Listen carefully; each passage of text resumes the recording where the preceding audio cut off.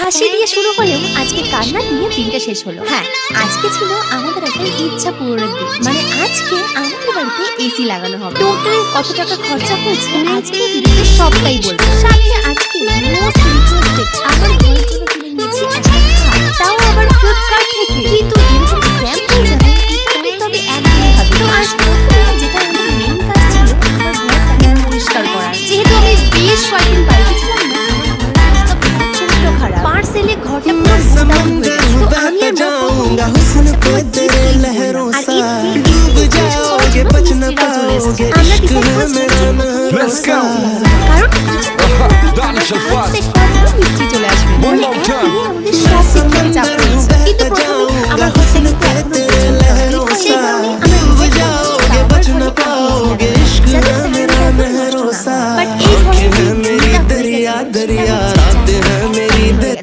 অবশ্য আমরা বলেছিলাম যে জানলার মিডিলে আমরা এসিটা চাই, বাট তাও এসিটা একটু সাইড হয়ে গেছিল। অবশ্য এরপরে আমরা আর কোনো কমপ্লেন করিনি, কারণ কাজটা অলরেডি হয়ে গেছিল। এবার বলে আর কি লাভ হতো। সবকিছু বাদ দিয়ে আজ কেন জানি না আমি খুব এক্সাইটেড ছিলাম, কারণ যবে থেকে আমার এই ঘরটা হয়েছে আমি নিজেই ঘুমাচ্ছি। হৃদয় আমাকে আমার বার্থডেতে এই সোফা কাম বেডটা গিফট করেছিল, তবে থেকে আমি এর উপরেই ঘুমাচ্ছিলাম। আর তারপর থেকে শুধু অপেক্ষাই করে গেছি যে কবে একটা খাট কিনবো। আমার মা তো আমার উপর প্রচুর রাগ করতো, কিন্তু আমার ইচ্ছাটা একটু অন্যরকম খাটের ছিল। এটা আমি কাউকে বোঝাতেই পারছিলাম না, কিন্তু আমি নিচে ঘুমাচ্ছি এটা আমার মায়ের একদমই সহ্য হলো না। মা আমাকে অনেক জোর করলো আপাতত ফ্লিপকার্ট থেকে একটা খাট কেনার জন্য। হ্যাঁ, এই খাটটা আমায় আমার মাই গিফট করেছে। মনে মনে আমি প্রচুর এক্সাইটেড ছিলাম। আর এই খাটটা অনলাইন থেকে নেওয়ার সময় আমি প্রচুর রিভিউ দেখেছিলাম, আর এটার কালার ছিল পুরো হোয়াইট কালার। এটা আমার সব থেকে বেশি ভালো লেগেছে। কিন্তু আজ আমার কপালটা এতটাই খারাপ যে প্যাকেটটা আনবক্সিং করতেই প্রথমে চোখে পড়লো যে খাটটা পুরোটাই ফাটা এসছে, তাও একটু সেকটু না, এত বড় একটা ড্যামেজ। মানে তখনই আমার মনটা